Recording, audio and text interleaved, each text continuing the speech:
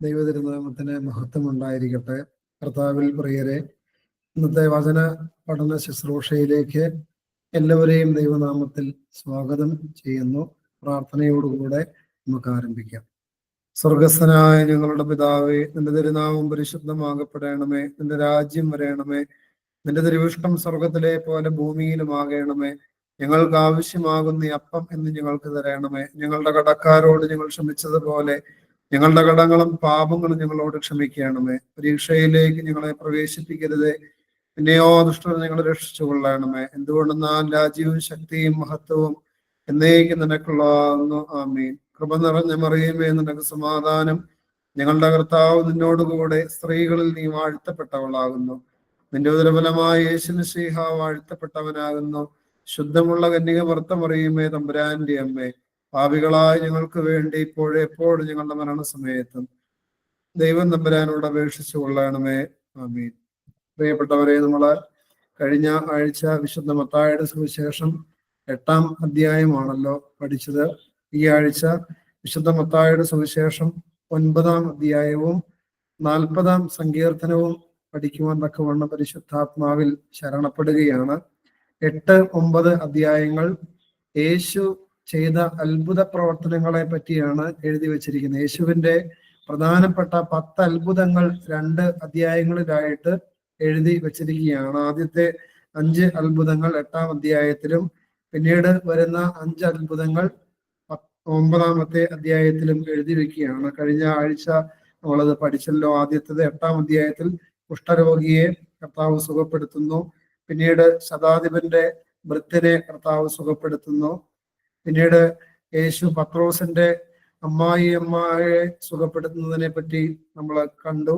അതിനുശേഷം യേശുവും ശിഷ്യന്മാരും പടകിലൂടെ യാത്ര ചെയ്തു പോകുമ്പോൾ യേശു പ്രകൃതിയുടെ മേൽ അധികാരമുള്ളവനാണെന്ന് വെളിപ്പെടുത്തുവാൻ തക്കവണ്ണം കാറ്റിനെയും കടലിനെയും ശാസിച്ച് ശാന്തതയുണ്ടാകുന്നുണ്ട്.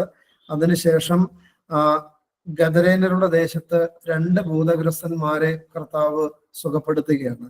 പിന്നീട് നമുക്കറിയാം, ഗദരേനരുടെ ദേശത്തുള്ള ആളുകൾ യേശുവിന്റെ അടുക്കൽ വന്ന് യേശുവിനോട് പറയുന്നുണ്ട്, ഞങ്ങളുടെ ദേശം വിട്ടു പോകണമെന്ന് പറയുന്നുണ്ട്. കാരണം 2000-ഓളം പന്നികൾ അവർക്ക് നഷ്ടമാകുന്നുണ്ട്.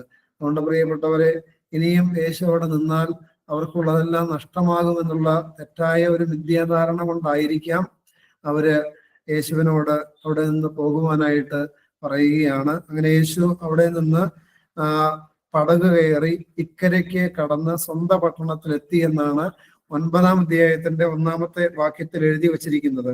സ്വന്തം പട്ടണം എന്ന് പറയുമ്പോൾ നമുക്കറിയാം ഗലീല ദേശത്തേക്ക്. സ്വന്തം പട്ടണം എന്ന് പറയുമ്പോൾ മിക്കവാറും നസറത്തായിരിക്കാം.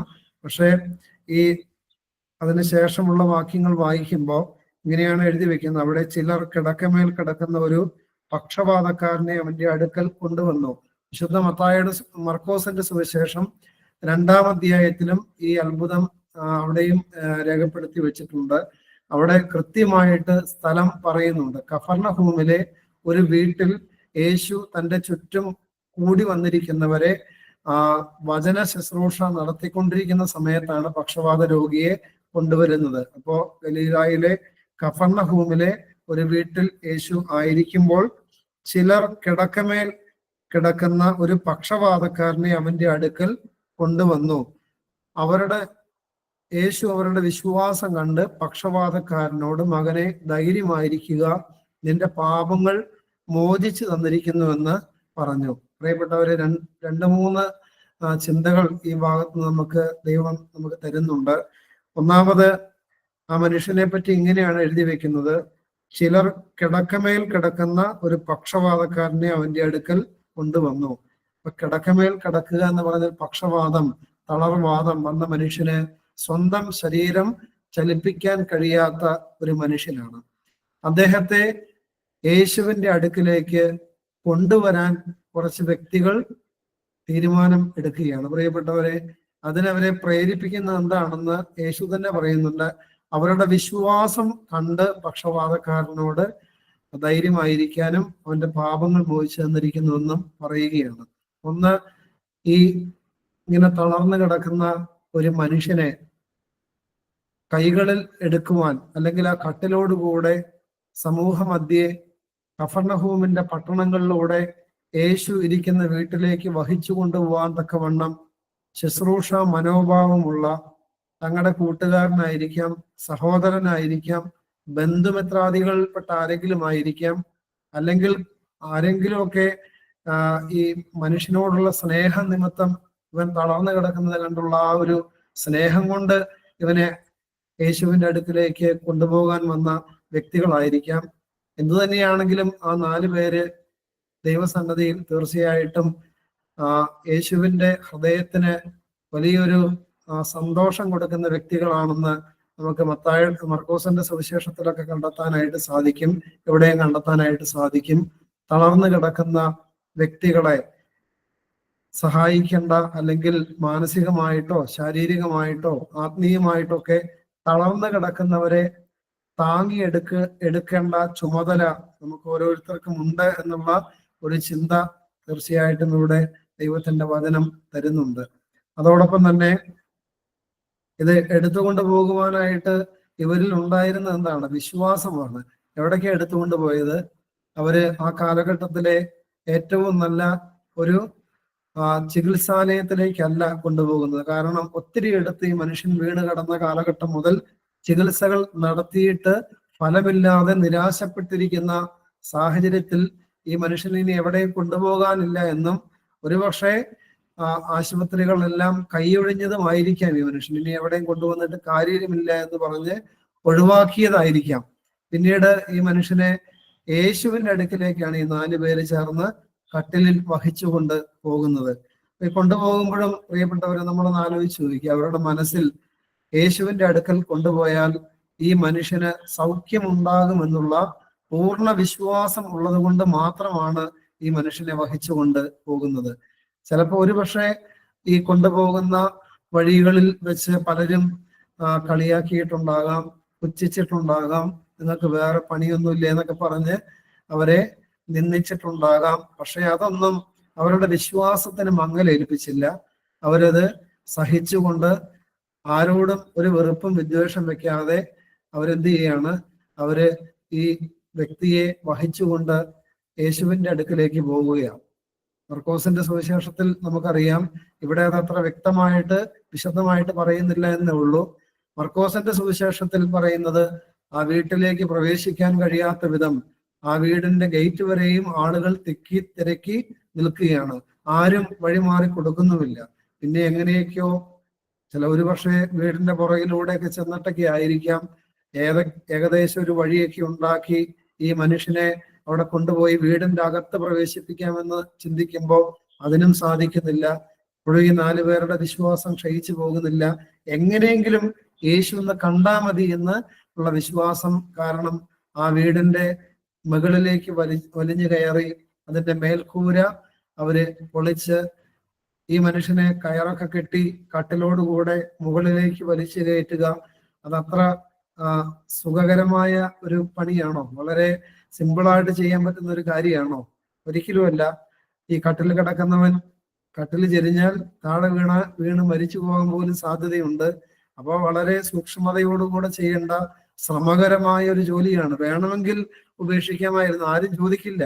പക്ഷെ ആ മനുഷ്യനോടുള്ള സ്നേഹവും അതോടൊപ്പം തന്നെ യേശുവിനുള്ള വിശ്വാസവും ഇവരെ അത് ചെയ്യാനായിട്ട് പ്രേരിപ്പിക്കുക. ഒരുപക്ഷെ ആ ചുറ്റും കൂടി നിന്നിൽ ആരെങ്കിലും ഒക്കെ കുറച്ച് പേര് സഹായിച്ചിരിക്കാം. അല്ലാതെ ഈ 4 പേര് മാത്രം എങ്ങനെയാണ് ഈ വീടിന്റെ മുകളിലേക്ക് കട്ടിലും അതോടൊപ്പം തന്നെ അതിൽ കിടക്കുന്ന ഒരു രോഗിയെയും എടുത്ത് കയറ്റാനായിട്ട് സാധിക്കുക? അതുകൊണ്ട് ഏതെങ്കിലുമൊക്കെ മനുഷ്യര് കൈത്താങ്കലുകൾ നൽകിയിരിക്കുക ആ സമയത്ത്. അങ്ങനെ ആ പൊളിച്ച് മാറ്റിയ ആ മേൽക്കൂരയുടെ ആ വഴിയിലൂടെ ഈ മനുഷ്യനെ യേശുവിന്റെ മുൻപിലേക്ക് ഇറക്കി വെക്കുമ്പോൾ ഇങ്ങനെയാണ് എഴുതി വെക്കുന്നത്: യേശു അവരുടെ വിശ്വാസം കണ്ട് പക്ഷപാതക്കാരനോട്, മകനെ ധൈര്യമായിരിക്കുക, നിന്റെ പാപങ്ങൾ മോചിച്ചു തന്നിരിക്കുന്നുവെന്ന് പറഞ്ഞു. അതുകൊണ്ട് പ്രിയപ്പെട്ടവരെ, യേശുവിന്റെ അടുക്കിലേക്ക് ഇറക്കി വെക്കുമ്പോൾ യേശു താഴെ കിടക്കുന്ന രോഗിയിലേക്കല്ല നോക്കുന്നത്. മർക്കോസിൽ അത് വളരെ വ്യക്തമായിട്ട് എഴുതി വെക്കുന്നുണ്ട്. യേശു മുകളിലേക്ക് നോക്കി അവരുടെ വിശ്വാസം കണ്ടിട്ട് യേശു മനുഷ്യനെ സുഖപ്പെടുത്തി എന്ന് എഴുതി വെക്കുക. അതുകൊണ്ട് രണ്ട് തരത്തിൽ യേശു സൗഖ്യങ്ങൾ നൽകുന്നുണ്ട്. ഒന്ന്, ഇപ്പൊ നമ്മൾ ഈ കഴിഞ്ഞ 5 അത്ഭുതങ്ങൾ നേരത്തെ നമ്മൾ വായിച്ചു കേട്ടു. അതിനുശേഷം ഇപ്പോൾ ഒരത്ഭുതം കൂടെ 9-ാം അധ്യായത്തിന്റെ ആദ്യ ഭാഗത്തുള്ള യേശു ചെയ്യുന്ന ഒരു അത്ഭുതമാണ് പക്ഷപാതക്കാരൻ രോഗിയെ സുഖപ്പെടുത്തുന്നത്. ഇവിടെ എല്ലാം നമ്മൾ പഠിച്ചു കഴിയുമ്പോൾ ഒരു വ്യക്തിയുടെ വിശ്വാസം കൊണ്ടും അതോടൊപ്പം തന്നെ സുഖപ്പെടുന്ന വ്യക്തിയുടെ വിശ്വാസമില്ലാതെ അവനെ കൊണ്ടുവരുന്ന അല്ലെങ്കിൽ അവന് വേണ്ടി മാധ്യസ്ഥം തേടി വരുന്ന വ്യക്തിയുടെ വിശ്വാസം കണ്ടും യേശു എന്ത് ചെയ്യുന്നുണ്ട്? സുഖപ്പെടുത്തുന്നുണ്ട്. അതായത് ഞാനിപ്പോ രോഗിയാണെങ്കിൽ എനിക്ക് ആഴമേറിയ വിശ്വാസമുണ്ട്, ഞാൻ യേശുവിന്റെ അടുക്കിലേക്ക് ചെന്നാൽ എനിക്ക് സുഖം വരും. അതാണ് കുഷ്ഠരോഗിക്ക് ഉണ്ടായിരുന്നത്. കുഷ്ഠരോഗി നേരെ യേശുവിന്റെ അടുക്കലേക്ക് ചെന്ന് അവന്റെ മുമ്പാകെ മുട്ടുകുത്തി, യേശുവെ നിനക്ക് മനസ്സുണ്ടെങ്കിൽ എന്നെ സുഖപ്പെടുത്തുവാൻ കഴിയുമെന്ന് പറയുമ്പോൾ അവന് കർത്താവ് സുഖപ്പെടുത്തുക, അവനെ തൊട്ട് തന്നെ സുഖപ്പെടുത്തുകയാണ്. അത് അവന്റെ വിശ്വാസം കൊണ്ടാണ്. എന്നാൽ പിന്നീട് രണ്ടാമത് പറയുന്ന ശതാധിപന്റെ ഭൃത്യന്റെ മകൻ ഭൃത്യൻ സുഖപ്പെടുന്നത്, ശതാധിപന്റെ വീട്ടിലുള്ള വേലക്കാരൻ സുഖപ്പെടുന്നത് ആ മനുഷ്യന്റെ വിശ്വാസം കണ്ടിട്ടാണ്. ആ ഭൃത്യൻ, വീട്ടിൽ കിടക്കുന്ന ഭൃത്യൻ പോലും അറിയുന്നില്ല എങ്ങനെയാണ് താൻ സുഖപ്പെട്ടതെന്ന് പോലും അദ്ദേഹം അറിയുന്നില്ല. പക്ഷെ തന്റെ യജമാനനായ ഈ ശതാധിപൻ യേശുവിന്റെ അടുക്കൽ ചെന്ന് വിശ്വാസത്തിന്റെ പ്രഖ്യാപനം നടത്തുമ്പോഴാണ് യേശു ആ മനുഷ്യനോട് പറയുന്നത് വിശ്വാസം വലിയതെന്ന് പറഞ്ഞ് അവനെ പ്രശംസിക്കുന്നത്. പ്രിയപ്പെട്ടവരെ, അപ്പോ 2 തരത്തിൽ സൗഖ്യങ്ങൾ ഉണ്ടാകുന്നുണ്ട്, അല്ലെങ്കിൽ ദൈവപ്രവൃത്തി നമ്മുടെ ഇടയിൽ വെളിപ്പെടും. ഒന്ന്, നമ്മുടെ സ്വന്തം വിശ്വാസം. രണ്ടാമത്, നമ്മളോട് ചേർന്നുള്ളവരുടെ വിശ്വാസവും നമ്മുടെ കുടുംബത്തിന് അനുഗ്രഹത്തിലേക്ക് കൈപിടിച്ച് ഉയർത്തും. അതുകൊണ്ടാണ് ഒരു വീട്ടിൽ ഒരാളെങ്കിലും വിശ്വാസത്തിൽ അടിയുറച്ച് നിന്നു കഴിഞ്ഞാൽ ആ കുടുംബം നഷ്ടപ്പെട്ടു പോകില്ല. സക്കായി മാനസാന്തരപ്പെട്ട് വിശ്വാസപൂർവ്വം യേശുവിലേക്ക് അടുത്തു വരുമ്പോ യേശു എന്താ പറയുന്നത്? സക്കായിയോട് പറയുകയാണ്, ഇവനും അബ്രഹാമിന്റെ പുത്രനാകുകൊണ്ട് ഇന്ന് ഇവന് രക്ഷയുണ്ടായി എന്നല്ല പറയുന്നത്, ഇന്ന് ഈ കുടുംബത്തിന് രക്ഷയുണ്ടായി എന്നാണ് പറയുന്നത്. അതുകൊണ്ട് പ്രിയപ്പെട്ട അപ്പ അല്ലെങ്കിൽ പ്രിയപ്പെട്ട അമ്മേ, ഒരുപക്ഷെ നിന്റെ ഭർത്താവോ അല്ലെങ്കിൽ നിന്റെ ഭാര്യയോ വലിയ വിശ്വാസം ഒന്നുമുള്ള വ്യക്തിയാകണമെന്നില്ല. പക്ഷെ നീ നല്ല വിശ്വാസത്തിലാണെങ്കിൽ നിന്റെ കുടുംബം തകർന്നു പോകാതിരിക്കാനുള്ള ആ ഒരു കൃപ നിന്റെ മേലാണ് ദൈവം വരമേൽപ്പിച്ചിരിക്കുന്നത്. ആ ഒരു ബോധ്യത്തോടുകൂടെ വിശ്വാസ ജീവിതം മുന്നോട്ട് നയിക്കുവാനായിട്ട് ശ്രദ്ധിക്കണം. കൊരിന്ത്യ ലേഖനത്തിൽ പിന്നീട് പറയുന്നുണ്ട്, അവിശ്വാസിയായ ഒരു ഭർത്താവ് വിശ്വാസിനിയായ ഭാര്യ നിമിത്തം വിശുദ്ധീകരിക്കപ്പെടുന്നു, അതായത് വിശ്വാസത്തിലേക്ക് ചേർക്കപ്പെടുമെന്ന് പറയുന്നുണ്ട്. അതേപോലെ തന്നെയാണ് വിശ്വാസികളായ മാതാപിതാക്കൾ. ഒരുപക്ഷെ മക്കൾക്ക് വലിയ വിശ്വാസമൊന്നും ഉണ്ടാവില്ല, അവര് അധാർമികമായ ജീവിതത്തിലൂടെ പോകുന്നവരായിരിക്കാം. പക്ഷെ വിശ്വാസത്തോടെ അവർക്ക് വേണ്ടി പ്രാർത്ഥിച്ച് അവരെ ദൈവസന്നിധിയിൽ സമർപ്പിച്ച് ജീവിക്കുന്നവരാണെങ്കിൽ തീർച്ചയായിട്ടും ഒരു നാൾ അവരുടെ മാനസാന്തരം കണ്ട് സന്തോഷിക്കുവാനായിട്ട് സാധിക്കും. ഈ 4 പേരുടെ വിശ്വാസം കണ്ട് ഈ പക്ഷപാതക്കാരനെ കർത്താവ് സുഖപ്പെടുത്തുകയാണ്. പിന്നീട് കാണാൻ കഴിയുന്ന ഒരു കാര്യം, യേശു ഈ മനുഷ്യനെ സുഖപ്പെടുത്തുന്നത് മനുഷ്യ നിന്റെ പാപങ്ങൾ മോചിച്ചു തന്നിരിക്കുന്നു എന്ന് പറഞ്ഞിട്ടാണ്.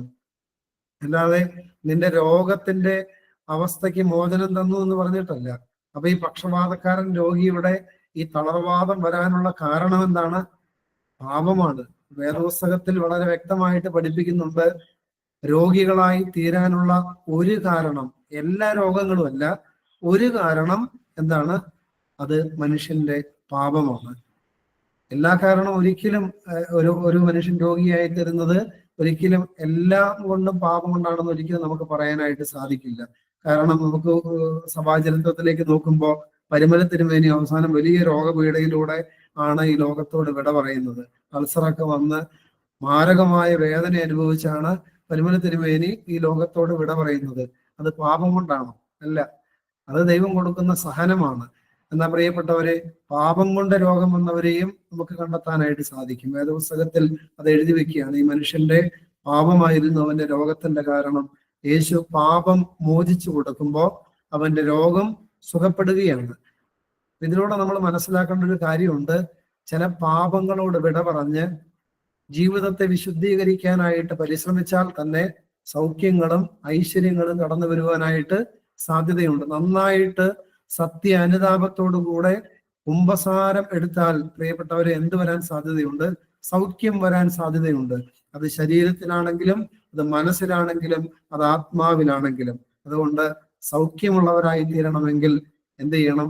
പാപം ഉപേക്ഷിക്കാനായിട്ട് ശ്രദ്ധിക്കണം. പാപം പോക്കുവാൻ കഴിയുന്നവന്റെ അടുക്കൽ കടന്നു വന്ന് അവന്റെ അരികിൽ പാപങ്ങൾ ഏറ്റുപറയുമ്പോൾ പാപമോചനം തന്ന് കർത്താവ് എന്ത് ചെയ്യും? അനുഗ്രഹിക്കും. പ്രിയപ്പെട്ടവരെ, പാപം മോചിച്ച് കിട്ടിക്കഴിയുമ്പോൾ തന്നെ മനുഷ്യനോട് യേശു പറയുകയാണ്, നീ നിന്റെ കിടക്കയെടുത്ത് നടക്കുവാനായിട്ട് പറയുകയാണ്. അവൻ എഴുന്നേറ്റ് കിടക്കയെടുത്ത് വീട്ടിൽ പോയി എന്ന് പിന്നീട് നമുക്ക് 7-ാം അധ്യായത്തിൽ കണ്ടെത്താനായിട്ട് സാധിക്കും. തളർന്നു കിടന്ന മനുഷ്യൻ തന്റെ തളർന്നു കിടക്കുന്ന ശരീരം താങ്ങിയിരുന്ന ആ ബെഡ് കൂടെ എടുത്തുകൊണ്ട് ആരോഗ്യവാനായിട്ട് അവിടെ നിന്ന് പോവുകയാണ്. പ്രിയപ്പെട്ടവരെ, അതുകൊണ്ട് നമുക്ക് ഒത്തിരി സാധ്യതകളുണ്ട്. എവിടെയെങ്കിലുമൊക്കെ തളർച്ചകൾ വന്നിട്ടുണ്ടെങ്കിൽ ഒരുപക്ഷെ അത് നമ്മുടെ പാപം കൊണ്ടായിരിക്കാം. എല്ലാം അങ്ങനെ ആവണമെന്നില്ല. കാരണം സഹനം ദൈവം തരുന്ന സമ്മാനമാണ്. ചില ജീവിതങ്ങളിൽ ദൈവം സഹനം തരും. അത് പാപം കൊണ്ടായിരിക്കണമെന്നില്ല. അൽഫോൻസാമ ജീവിതകാലം മുഴുവനും രോഗപീഠകളിലൂടെ കടന്നുപോയ വ്യക്തിയാണ്. അത് പാപം കൊണ്ടായിരുന്നില്ല.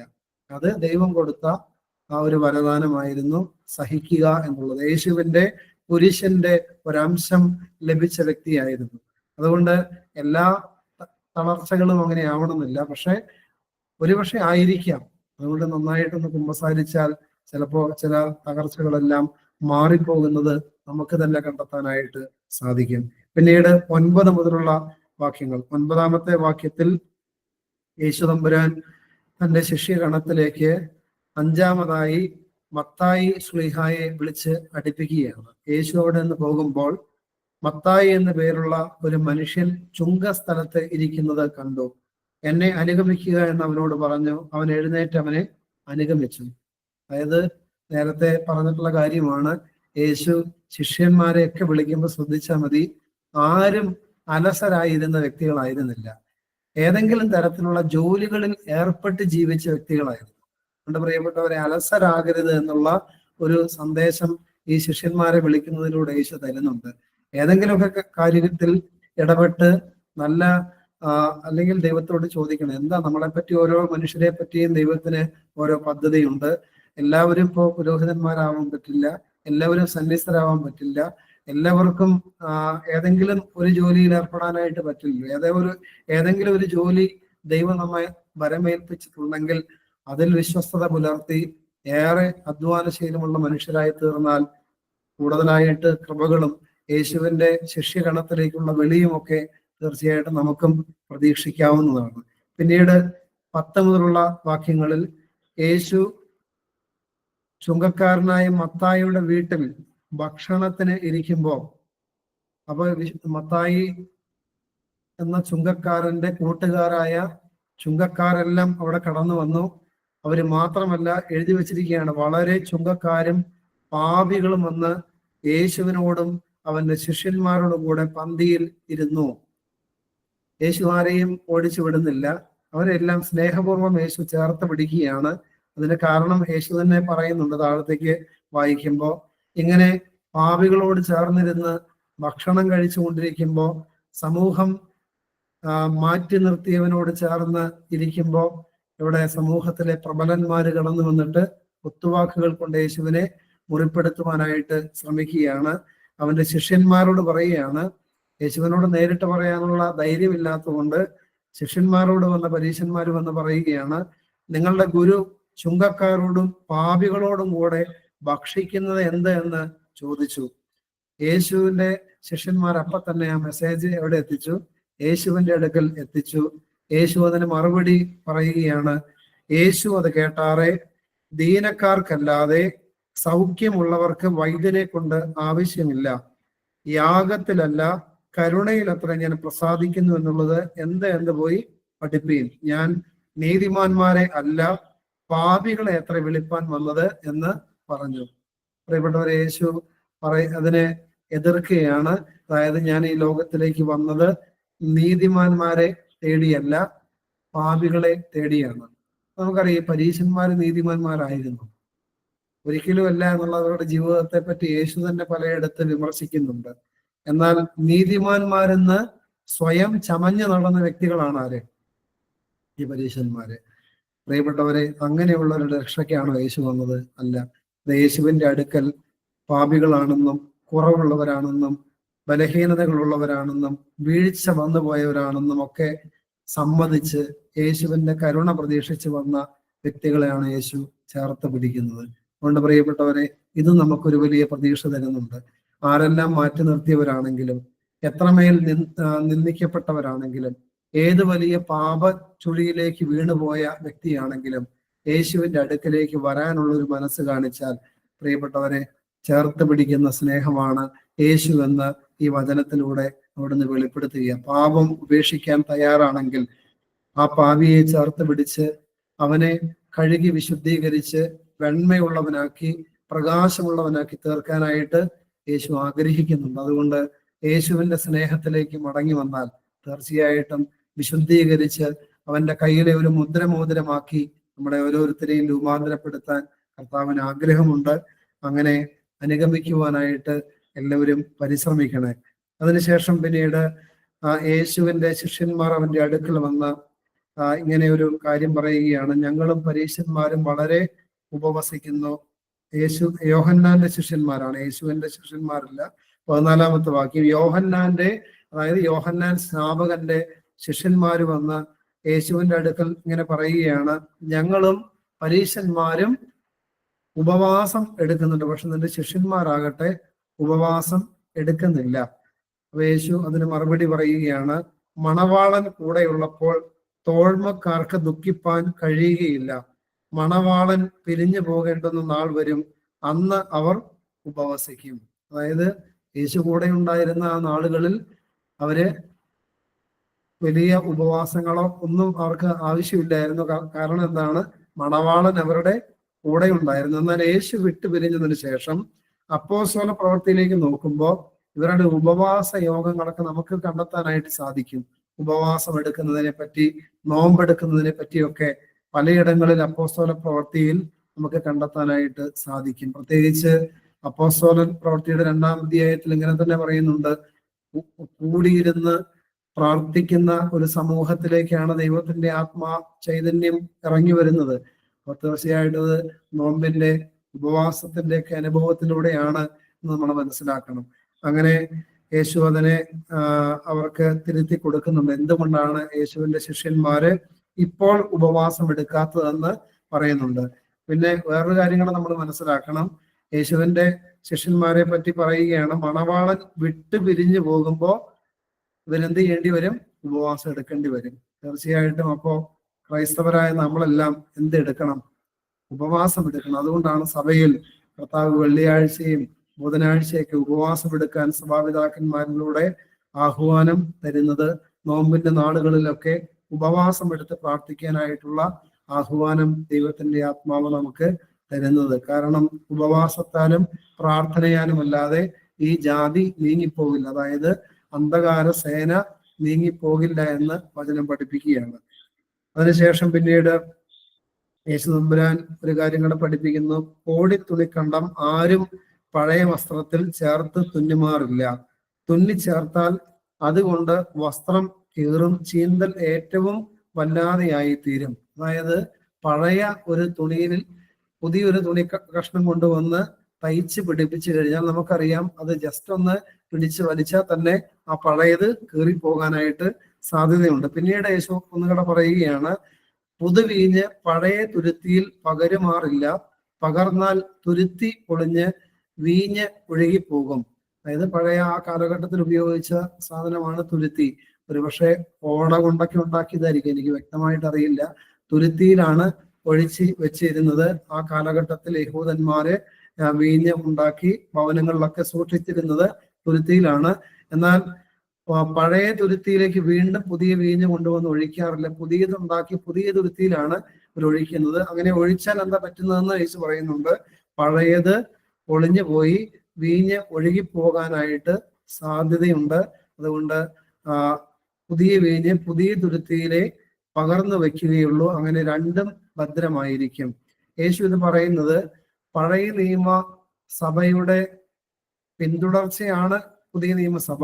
എങ്കിലും പഴയ നിയമസഭയും പുതിയ നിയമസഭയും രണ്ടും രണ്ടാണെന്ന് തന്നെ കർത്താവ് വ്യക്തമാക്കുകയാണ്. അതായത് അങ്ങനെയാണല്ലോ പറയുന്നത്, പഴയ അങ്ങനെ രണ്ടും ഭദ്രമായിരിക്കും. അതുകൊണ്ട് പ്രിയപ്പെട്ടവരെ, പഴയ നിയമസഭയിലേക്ക് പുതിയത് കൊണ്ടുവന്ന് വയ്ക്കുകയല്ല ചെയ്യുന്നത്. കർത്താവ് പുതിയൊരു സഭ സ്ഥാപിക്കുകയാണ് ചെയ്യുന്നത്. അതാണ് അപ്പോസ്തലന്മാരിലൂടെ പുതിയ ഒരു സഭ കർത്താവ് സ്ഥാപിക്കുന്നത്, ക്രൈസ്തവ സഭ. അതായത് അത് പഴയത് അങ്ങനെ തന്നെ നിലനിർത്തി, അല്ലെങ്കിൽ അത് പൂർത്തീകരിച്ചതിന് ശേഷമാണ് കർത്താവ് ഇത് ആരംഭിക്കുന്നത്. ഇല്ലെങ്കിൽ എന്ത് സംഭവിക്കുന്ന യേശു പറയുന്നത്, പഴയതിലേക്ക് ഇത് കൊണ്ടുവന്ന് വെച്ചായിരുന്നെങ്കിൽ പഴയതെല്ലാം പൊളിഞ്ഞ് എല്ലാം നശിച്ചു പോയേനെ എന്ന് പറയുകയാണ്. എല്ലാം നശിച്ചു പോയേനെ, ഈ പുതിയ നിയമസഭ പോലും നിലനിൽക്കില്ലായിരുന്നു. അതുകൊണ്ടാണ് യേശു പുതിയതൊന്ന് സ്ഥാപിക്കുന്നു എന്ന് വരുത്താനുള്ള ഉപമയുടെ രൂപേണയാണ് ഇത് പറയുന്നത്. അതായത് യോഹന്നാന്റെ ശിഷ്യന്മാര് ഏത് സമുദായത്തോട് ചേർന്ന് നിന്നവരെ, യഹൂദ സമുദായത്തോട് ചേർന്ന് നിന്നവരാണ്. അതുകൊണ്ടാണ് അതിനോട് ചേർന്ന് നിൽക്കുന്നവരായിരിക്കില്ല പുതിയ നിയമ ശിഷ്യന്മാരെന്ന് യേശു പഠിപ്പിക്കുകയാണ്. അവർക്ക് പുതിയൊരു സഭ കർത്താവ് രൂപീകരിക്കുമെന്നുള്ളതിന്റെ സൂചന കൂടെയാണ് ഇവിടെ കണ്ടെത്താനായിട്ട് സാധിക്കുന്നത്. പിന്നീട് 18 മുതലുള്ള വാക്യങ്ങളിൽ ഒരു പ്രമാണി വന്ന് യേശുവിനെ നമസ്കരിച്ചിട്ട് പറയുകയാണ്, കർത്താവെ, എൻ്റെ മകൾ ഇപ്പോൾ തന്നെ കഴിഞ്ഞുപോയി, എങ്കിലും നീ വന്ന് അവളുടെ മേൽ കൈവച്ചാൽ അവൾ ജീവിക്കുമെന്ന് പറഞ്ഞു. ഇത് മറ്റ് പലയിടങ്ങളിൽ വായിക്കുമ്പോൾ നമുക്ക് മറ്റ് സുവിശേഷങ്ങളിൽ ഈ പ്രമാണിയുടെ പേര് പറയുന്നുണ്ട്, യായിറോസ് ആണ്. പക്ഷെ അദ്ദേഹത്തിന്റെ യേശുവിന്റെ അടുക്കൽ വരുമ്പോ ഈ മകള് മരിച്ചു എന്ന് പറയുന്നില്ല. പക്ഷെ മത്തായി ശ്ലീഹായിൽ ഇദ്ദേഹം തന്നെ പറയുകയാണ്, ഇപ്പോൾ തന്നെ അവള് മരിച്ചുപോയി, കഴിഞ്ഞുപോയി എന്ന് പറഞ്ഞാൽ മരിച്ചുപോയി, എങ്കിലും കർത്താവെ നീ ഒന്ന് വന്ന് അവളുടെ മേൽ കൈവച്ചാൽ അവള് ജീവിക്കുമെന്ന് ഈ അപ്പൻ ഏറ്റുപറയുകയാണ്. പ്രിയപ്പെട്ടവരെ, ഇതാണ് ഒരപ്പന്റെ വിശ്വാസം. മകളെ ജീവനുള്ളവളാക്കി തീർക്കുകയാണ്. അത് ശാരീരികമായിട്ട് മരിച്ച ഒരു മകളെയാണ്. ആത്മീയമായിട്ട് മരിച്ച ഒരു മകനോ മകളോ രക്ഷപ്പെടാനും ഇതേപോലെ വിശ്വാസമുള്ള ഒരു അപ്പനോ അമ്മയോ ഉണ്ടായാൽ മതി. സഭയിൽ വിശ്വാസമുള്ള പുരോഹിതന്മാരും മേൽപ്പട്ടക്കാരും ഒക്കെ ശക്തമായിട്ട് ദൈവം അഭിഷേകം ചെയ്ത് ഉയർത്തിയാൽ ആത്മീയമായിട്ടൊക്കെ മരിച്ചു കിടക്കുന്ന സഭാ സന്താനങ്ങളെല്ലാം എന്ത് ചെയ്യും?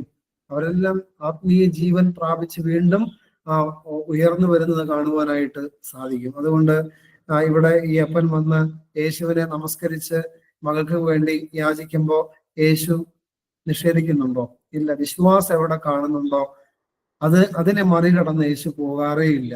യേശു ആ മനുഷ്യന്റെ കൂടെ പോവുകയാണ്. പോകുന്ന വഴിയിൽ മറ്റൊരു അത്ഭുതം നടക്കുന്നുണ്ട്. അത് നമുക്കറിയാം. 12 വർഷമായിട്ട് സംവത്സരമായിട്ട് രക്തസ്രാവമുള്ള ഒരു സ്ത്രീ, അവന്റെ വസ്ത്രം മാത്രം ഒന്ന് തൊട്ടാൽ എനിക്ക് സൗഖ്യം വരുമെന്ന് ഉള്ളിൽ പറഞ്ഞുകൊണ്ട് യേശുവിന്റെ വസ്ത്രാഞ്ചലത്തിൽ വന്ന് തൊടുകയാണ്. അതുകൊണ്ട് പ്രിയപ്പെട്ടവരെ, യേശുവിനെ ഒന്ന് തൊട്ടാൽ, അല്ലെങ്കിൽ യേശുവിന്റെ വസ്ത്രത്തിന്റെ അഗ്രം ഒന്ന് വന്ന് തൊട്ടാൽ എൻ്റെ ജീവിതത്തിന് സൗഖ്യമുണ്ടാകുമെന്ന് വിശ്വസിച്ച ഒരു സ്ത്രീ യേശുവിന്റെ അനുവാദം പോലും വാങ്ങാതെ വലിയ തിരക്കുള്ള ഒരു സാഹചര്യത്തിൽ യേശുവിന്റെ പിന്നാലെ വന്ന് യേശുവിന്റെ വസ്ത്രാഞ്ചലത്തിൽ തൊടുമ്പോൾ പ്രിയപ്പെട്ടവരെ, അവിടെ ഈ സ്ത്രീ സൗഖ്യമുള്ളവളായി തീരുകയാണ്. യേശു പോലും ഇത് അറിയുന്നില്ല. പിന്നീട് ശക്തി പുറപ്പെട്ടു പോയി പോകുമ്പോഴാണ് യേശു അന്വേഷിക്കുന്നത്, ആരാണ് എന്നെ തൊട്ടതെന്ന്. അങ്ങനെ അവസാനം ഈ സ്ത്രീ വന്ന് യേശുവിന്റെ മുമ്പാകെ വന്ന് ഞാനാണെന്ന് പറയുമ്പോൾ, മകളെ ധൈര്യപ്പെടുക, നിന്റെ വിശ്വാസം നിന്നെ രക്ഷിച്ചു എന്ന് പറഞ്ഞു. ആ നാഴിക മുതൽ സ്ത്രീക്ക് സൗഖ്യം വന്നു.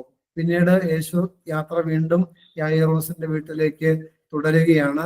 അവിടെ ചെന്ന് അവിടെ കുഴലൂതുന്നവരെയും ആരവാരക്കൂട്ടത്തെയും കണ്ടിട്ട് മാറിപ്പോകുവാനായിട്ട് അവരോട് കൽപ്പിച്ചു.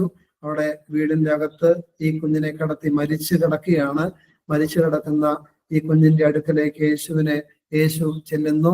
മാതാപിതാക്കളും പിന്നെ മറ്റ് സുവിശേഷങ്ങൾ എഴുതി വെക്കുന്നത് പത്രോസും യാക്കോബും യോഹന്നാനും കൂടെ ചെന്ന് യേശുവിന്റെ കൂടെ ചെന്ന് അവിടെ ആയിരിക്കുകയും യേശു മരിച്ചു കിടക്കുന്ന കുഞ്ഞിന്റെ കൈക്ക് പിടിച്ചിട്ട് ബാലെ എഴുന്നേൽക്കുക എന്ന് പറയുന്ന ആ നിമിഷം തന്നെ ആ പെൺകുട്ടി ജീവനുള്ളവളായിട്ട് എഴുന്നേറ്റ് വരികയും ചെയ്യുകയാണ്. അതുകൊണ്ട് പ്രിയപ്പെട്ടവരെ, യേശുവിന് ഏതു തരത്തിലുള്ള മരണത്തിന്റെ മേലും അധികാരമുണ്ടെന്ന് ഇവിടെ വെളിപ്പെടുത്തുകയാണ്. അതുകൊണ്ട് നമ്മുടെ എല്ലാ തരത്തിലുള്ള ആത്മീയമായും ഭൗതികവുമായ മരണത്തിന്റെ ഒക്കെ മേൽ അധികാരമുള്ളവനാണ് യേശു എന്ന് മനസ്സിലാക്കണം. നമ്മുടെ ആരെങ്കിലുമൊക്കെ പ്രിയപ്പെട്ടവര് ദൈവസന്നദ്ധയിലേക്ക് വാങ്ങിപ്പോയിട്ടുണ്ടെങ്കിൽ നമ്മൾ മനസ്സിലാക്കണം, ഇതുപോലെ അവരെ കല്ലറകളിൽ നിന്ന് എഴുന്നേൽപ്പിക്കാനായിട്ട് മധ്യാകാശത്തിങ്കൽ ദൈവത്തിന്റെ പ്രധാന ദൂതന്റെ കാഹളത്തോടുകൂടെ അവിടുന്ന് രണ്ടാമത് കടന്നു വരും. ഈ കല്ലറകൾ കിടക്കുന്ന പ്രിയപ്പെട്ടവരെല്ലാം ഉദ്ധാനം ചെയ്യുമെന്നുള്ള വലിയൊരു പ്രത്യാശ നമ്മുടെ ജീവിതത്തിൽ ഉണ്ടാകണം. കൊരിന്ത്യർ ലേഖനത്തിലൊക്കെ അത് വളരെ വ്യക്തമായിട്ട് എഴുതി വെക്കുന്നുണ്ട്. അതുകൊണ്ട് പ്രിയപ്പെട്ടവരുടെയൊക്കെ വിയോഗത്തിൽ ആരെങ്കിലും വേദന ഇന്നും ചിലരുടെ മാതാപിതാക്കളൊക്കെ നഷ്ടപ്പെട്ടാൽ അവർക്ക് അതിന്റെ ഒരു വേദന ജീവിതാന്ത്യം വരെയും ഉണ്ടാകാനായിട്ട് സാധ്യതയുണ്ട്. ചിലർക്ക് ജീവിത പങ്കാളി നഷ്ടപ്പെട്ട വ്യക്തിയായിരിക്കാം. ഞാൻ ഈ കഴിഞ്ഞ ഇടയ്ക്കും കണ്ടിട്ടുണ്ട്, ജീവിത പങ്കാളി നഷ്ടപ്പെട്ടത് വർഷങ്ങളായിട്ടും അത് അംഗീകരിക്കാൻ കഴിയാതെ ഇപ്പോഴും അതിനെ ഓർത്ത് കരഞ്ഞുകൊണ്ട് നടക്കുന്ന ഒരു വ്യക്തിയെ കാണാനായിട്ട് സാധിച്ചിട്ടുണ്ട്. അതുകൊണ്ട് പ്രിയപ്പെട്ടവരെ, അവർക്കൊക്കെയുള്ള ഒരു സന്ദേശം ഇതാണ്: നിന്നെ നഷ്ടപ്പെട്ട ജീവിത പങ്കാളിയെ എഴുന്നേൽക്കുക എന്ന് പറഞ്ഞ് കരം പിടിച്ച് ഉയർത്തുവാൻ കഴിയുന്നവനാണ് യേശു എന്ന് മനസ്സിലാക്കണം. അതുകൊണ്ട് ആ ഒരു അത്ഭുതത്തിന്റെ പര്യവസാനമാണ് പിന്നീട് നമുക്ക് അവിടെ കാണുന്നത്. പിന്നീട് 27-ാമത്തെ വാക്യം മുതൽ കടന്നു പോകുമ്പോൾ, യേശു അവിടെ നിന്ന് പോകുമ്പോൾ, അതായത് യായിറോസിന്റെ വീട്ടിൽ നിന്ന് പിന്നീട് മടങ്ങിപ്പോകുമ്പോൾ 2 കുരുടന്മാർ വഴിയരികിൽ ഇരുന്ന് ഇപ്രകാരം വിളിച്ചു പറയുകയാണ്: ദാവീദ് പുത്ര, ഞങ്ങളോട് കരുണ തോന്നണമേ എന്ന് നിലവിളിച്ചുകൊണ്ട് പിന്തുടർന്നു. യേശുവിന്റെ പിന്നാലെ നടക്കുകയാണ്. ദാവീദ് പുത്ര, ഞങ്ങളോട് കരുണ ചെയ്യണമേ. അവൻ വീട്ടിലെത്തിയപ്പോൾ കുരുടന്മാർ അവന്റെ അടുക്കൽ വന്നു. അപ്പൊ ഒത്തിരി നേരം നടന്നിട്ടും യേശു തിരിഞ്ഞു നോക്കിയോ? വഴിയിലൂടെ നടന്നിട്ടും യേശു തിരിഞ്ഞു നോക്കിയില്ല. പക്ഷെ വീട്ടിലെത്തി കഴിയുമ്പോൾ കുരുടന്മാര് വീടിന്റെ പുറത്തു നിന്ന് നിലവിളിക്കുകയാണ്: യേശുവേ, ദാവീദ് പുത്ര, ഞങ്ങളോട് കരുണ തോന്നണമേ എന്ന് നിലവിളിക്കുകയാണ്. യേശു തിരിഞ്ഞു നിന്നവരോട് ചോദിക്കുകയാണ്, കുരുടന്മാരുടെ അടുക്കൽ വന്ന് ചോദിക്കുകയാണ്, ഇത് ചെയ്യുവാൻ എനിക്ക് കഴിയുമെന്ന് വിശ്വസിക്കുന്നുവോ എന്ന് യേശു ചോദിച്ചതിന് ഒരു പറയുകയാണ്: ഉവ്വ കർത്താവേ. അതുകൊണ്ടല്ലേ വഴിയിലൂടെ ഞങ്ങൾ നിലവിളിച്ച് നടന്നിട്ടും നീ ഞങ്ങളെ പരിഗണിക്കാതിരുന്നിട്ടും ഈ വീടിന്റെ വരാന്തയിൽ അല്ലെങ്കിൽ ഈ വീടിന്റെ മുറ്റത്ത് വന്ന്, നീ ആയിരിക്കുന്ന ഈ വീടിന്റെ പരിസരത്ത് വന്ന് ഇപ്പോഴും ഞങ്ങൾ അപേക്ഷിച്ചു കൊണ്ടിരിക്കുന്നതിന്റെ കാരണം, കർത്താവെ, നിനക്ക് ഞങ്ങളെ സുഖപ്പെടുത്താൻ കഴിയുമെന്നുള്ള വിശ്വാസം ഉള്ളത് കൊണ്ടല്ലേ. അവരങ്ങനെ പ്രഖ്യാപിക്കുകയാണ്, ഉള്ളു കർത്താവെ എന്ന് പറയുമ്പോൾ യേശു അവരുടെ കണ്ണ് തൊട്ടു, നിങ്ങളുടെ വിശ്വാസം പോലെ നിങ്ങൾക്ക് ഭവിക്കട്ടെ എന്ന് പറഞ്ഞു. അപ്പൊ എന്ത് വിശ്വസിക്കുന്നോ അത് ഭവിക്കും. എന്താണോ നമ്മുടെ വിശ്വാസം അതുപോലെ നമുക്ക് ഭവിക്കുന്നില്ല. അതുകൊണ്ടാണ് യേശു പറയുന്നത്, നിന്റെ വിശ്വാസം പോലെ നിനക്ക് ഭവിക്കട്ടെ. നന്നാകും എന്ന് വിശ്വസിച്ചാൽ നന്നാകും. അതായത് പരാജയപ്പെടുമെന്ന് വിശ്വസിച്ചുകൊണ്ട് നടന്നാൽ പരാജയപ്പെടും, നഷ്ടപ്പെടുമെന്ന് ചിന്തിച്ചുകൊണ്ട് നടന്നാൽ നഷ്ടപ്പെടും. എന്നാൽ അനുഗ്രഹിക്കപ്പെടും, നന്നാകും. ഈ സാഹചര്യങ്ങളെല്ലാം മാറി നല്ല ഐശ്വര്യമുള്ള ഒരു സാഹചര്യം ദൈവം കൊണ്ടുവരും. ഈ തകർച്ചകളിൽ നിന്നെല്ലാം ദൈവം എന്നെ കോരിയെടുത്ത് എന്നെ വിശുദ്ധീകരിച്ച് പുതിയൊരു മനുഷ്യനാക്കി നവീകരിച്ച് അനുഗ്രഹിക്കുമെന്നൊക്കെ പറഞ്ഞുകൊണ്ട് കടന്നു വയ്ക്കി. പ്രിയപ്പെട്ടവരെ, തീർച്ചയായിട്ടും ആ കർത്താവ് പറയാണ്, നിന്റെ വിശ്വാസം നിന്നെ രക്ഷിക്കും. അതുകൊണ്ട് നിന്റെ വിശ്വാസം പോലെ നിനക്ക് ഭവിക്കട്ടെ എന്ന് നിങ്ങളുടെ വിശ്വാസം പോലെ നിങ്ങൾക്ക് ഭവിക്കട്ടെ എന്ന് യേശു പറയുകയാണ്. അതുകൊണ്ട് നമ്മുടെ വിശ്വാസം എന്താണോ അതുപോലെ ആയിരിക്കും യേശുവിന്റെ പ്രവൃത്തി നമ്മുടെ ജീവിതത്തിൽ നടക്കുന്നത്.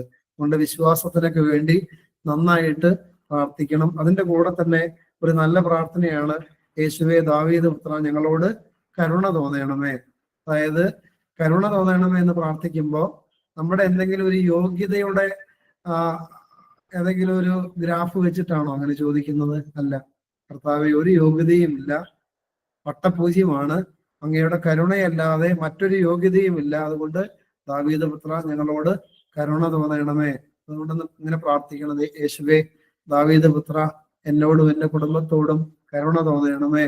അതോടൊപ്പം തന്നെ നല്ലൊരു പ്രാർത്ഥനയാണ്, യേശുവേ, കൃപകൾ കൊണ്ട് എന്നെ നിറയ്ക്കണമേ. കൃപയ്ക്ക് മേൽ കൃപ റോമ ലേഖനത്തിലൊക്കെ പറയുന്നുണ്ട്. അതുകൊണ്ട് കൃപയ്ക്ക് മേൽ കൃപ തന്ന് എന്നെ നടത്തണമേ. വിശ്വസിക്കാനുള്ള കൃപ എനിക്ക് തരണമേ. അതുപോലെ സഹിക്കാനുള്ള കൃപ എനിക്ക് തരണമേ. സ്നേഹിക്കാനുള്ള കൃപ എനിക്ക് തരണമേ. അതുപോലെ സഹിഷ്ണുതയുള്ളവനാക്കി എന്നെ രൂപാന്തരപ്പെടുത്തണം. ഇതെല്ലാം ദൈവത്തിന്റെ കൃപകളാണ്. അതുകൊണ്ട് ആ കൃപകൾക്കൊക്കെ വേണ്ടി ആഗ്രഹിച്ച് ദൈവത്തോട് പ്രാർത്ഥിക്കണം. അപ്പൊ തീർച്ചയായിട്ടും കൃപയും കരുണയും സമൃദ്ധമായിട്ട് ദൈവം നമുക്ക് തരുമെന്ന് വിശ്വസിക്കുക. പിന്നീട് 32-ാമത്തെ വാക്യം, അവർ പോകുമ്പോൾ ചിലർ ഭൂതഗ്രസ്തനായൊരു ഊമനെ അവന്റെ അടുക്കൽ കൊണ്ടുവന്നു. അവൻ ഭൂതത്തെ പുറത്താക്കിയ ശേഷം ഊമൻ സംസാരിച്ചു. ഇസ്രായേൽ ഇങ്ങനെ ഒരു നാളും കണ്ടിട്ടില്ല എന്ന് പുരുഷാരം അതിശയിച്ചു.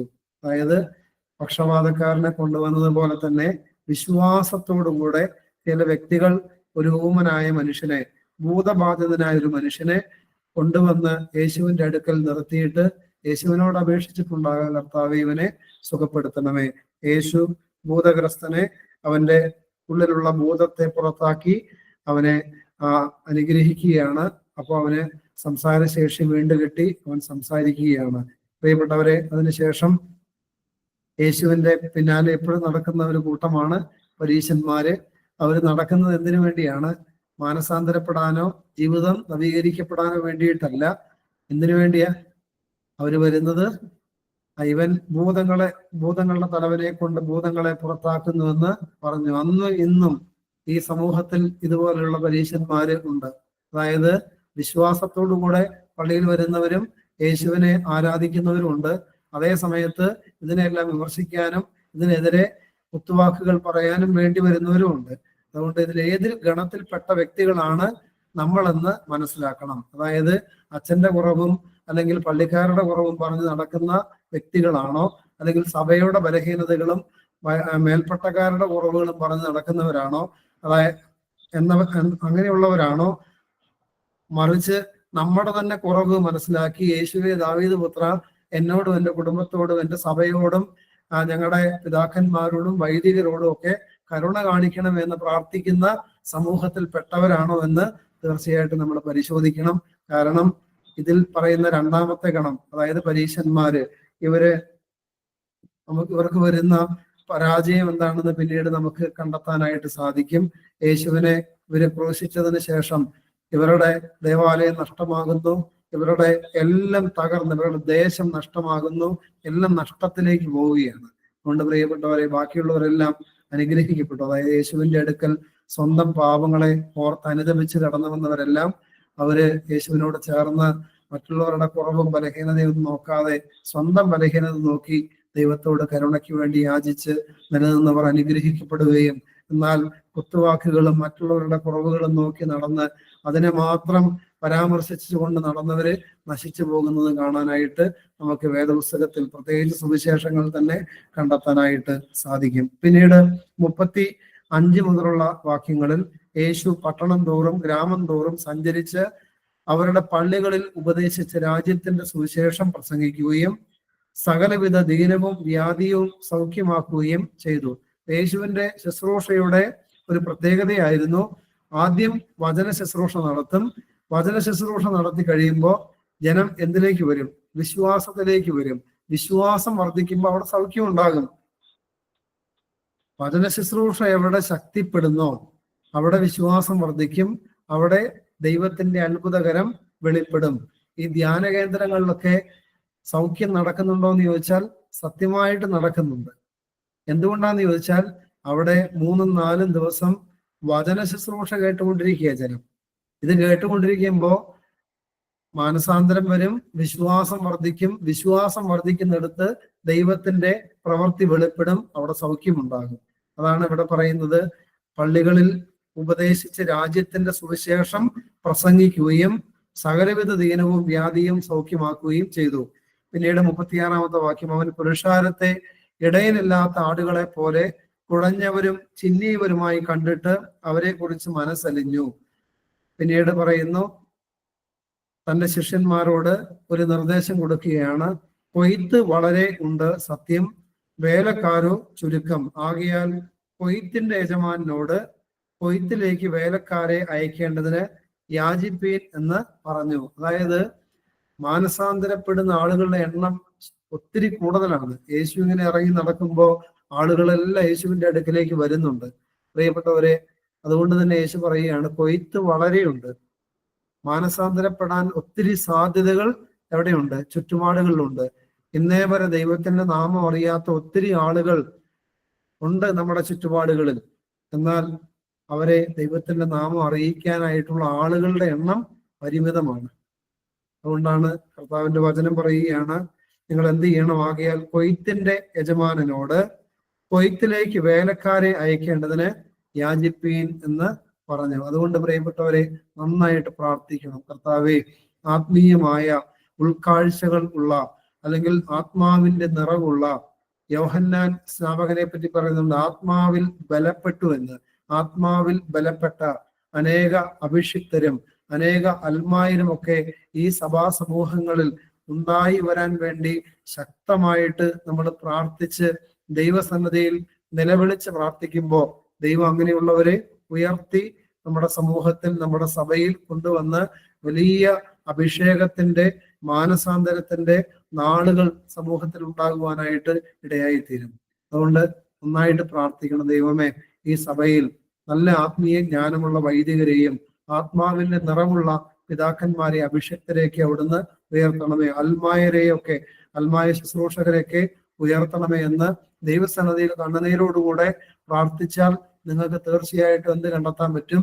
നിങ്ങൾ മരിച്ചു പോകുന്നതിന് മുമ്പ് തന്നെ ഈ സഭയിൽ അങ്ങനെയുള്ള അനേക അഭിഷിക്തരെ ദൈവം ഉയർത്തിക്കൊണ്ടുവരുന്നത് കണ്ടെത്താനായിട്ട് സാധിക്കുക. എവിടെ ദൈവജനത്തിന്റെ നിലവിളി ഉയർന്നിട്ടുണ്ടോ അവിടെയാണ് അഭിഷേകത്തിന്റെ വിളികൾ ഉണ്ടായി അങ്ങനെയുള്ള വ്യക്തികൾ ഉയർന്നു വന്നിട്ടുള്ളത്. ഇസ്രായേൽ ജനം മിസ്രയീമിന്റെ അടിമത്തത്തിൽ കടന്ന് നിലവിളിക്കുമ്പോഴാണ്, ആ നിലവിളിക്ക് മറുപടിയായിട്ടാണ് മോശയെ ദൈവം അഭിഷേകം ചെയ്ത് ഉയർത്തി ഇവരുടെ വിമോചനത്തിന് കൊണ്ടുവരുന്നത്. അതുകൊണ്ട് നന്നായിട്ട് നിലവിളിച്ച ദൈവസന്നിധിയിൽ പ്രാർത്ഥിക്കുവാനായിട്ട് ശ്രദ്ധിക്കണം. അപ്പോൾ തീർച്ചയായിട്ടും അനേക ആത്മീയ നിറവുള്ള ആളുകളെ സഭയിൽ നമുക്ക് കണ്ടെത്തുവാനായിട്ട് സാധിക്കും. അതിനുവേണ്ടി പ്രത്യേകമായി എല്ലാവരും പരിശ്രമിക്കണമേ. ഈ 8, 9 അധ്യായങ്ങളിൽ യേശുക്രിസ്തുവിന്റെ 10 അത്ഭുതങ്ങളെയാണ് കണ്ടത്. ഏത് അത്ഭുതം നടന്നാലും അവിടെയെല്ലാം എന്തുണ്ട്? വിശ്വാസം ഉണ്ട്. വിശ്വാസം ഉള്ളിടത്താണ് അത്ഭുതങ്ങളെല്ലാം നടന്നത്. അത് ആ വ്യക്തിയുടെ ആയിരിക്കാം, അല്ലെങ്കിൽ ആ വ്യക്തിക്ക് വേണ്ടി മറ്റൊരാൾ വിശ്വാസപൂർവം യേശുവിനെ സമീപിച്ചത് കൊണ്ടായിരിക്കാം. അതുകൊണ്ട് പ്രിയപ്പെട്ടവരെ, വിശ്വാസമുള്ള വ്യക്തികളായി തീരണം. അങ്ങനെയുള്ള വ്യക്തികളാകുമ്പോഴാണ് സഭയിലും സമൂഹത്തിലും കുടുംബത്തിലുമെല്ലാം ദൈവപ്രവർത്തികൾ വെളിപ്പെടുന്നത്. അതുകൊണ്ട് ദൈവപ്രവർത്തി വെളിപ്പെടാൻ തക്കവണ്ണം കർത്താവിനോട് നമുക്ക് പ്രാർത്ഥിക്കാം. അപ്പോസ്തലന്മാർ പ്രാർത്ഥിക്കുന്നുണ്ട്, കർത്താവെ, ഞങ്ങളുടെ വിശ്വാസം വർദ്ധിപ്പിച്ച് തരണമേ. അങ്ങനെ പ്രാർത്ഥിക്കണം. കർത്താവെ, വിശ്വാസം വർദ്ധിപ്പിക്കണമേ. വിശ്വാസം ഒരു കൃപയാണ്. അബ്രഹാമിന് എവിടുന്ന വിശ്വാസം ഉണ്ടായത്?